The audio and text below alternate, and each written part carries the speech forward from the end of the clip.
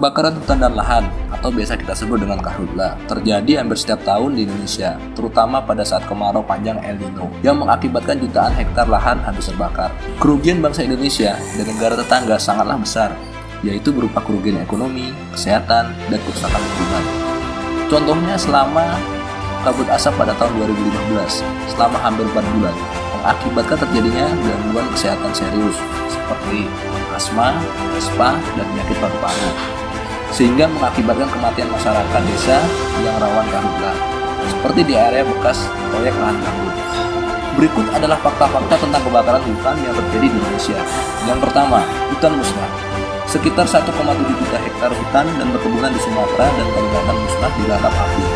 Demikian menurut data yang dikeluarkan pemerintah. Yang kedua, udara tercemar.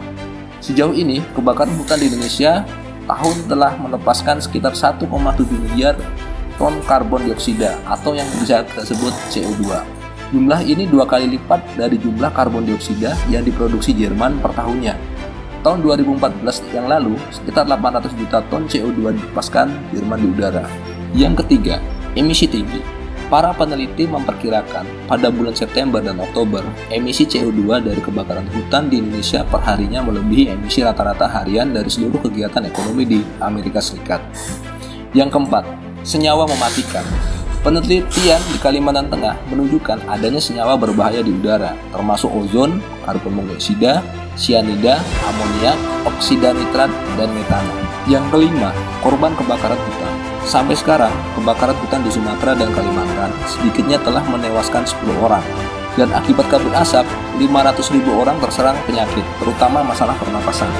20% dari penyebab kebakaran hutan di Indonesia diperkirakan akibat pembalakan hutan untuk dijadikan perkebunan kelapa sawit.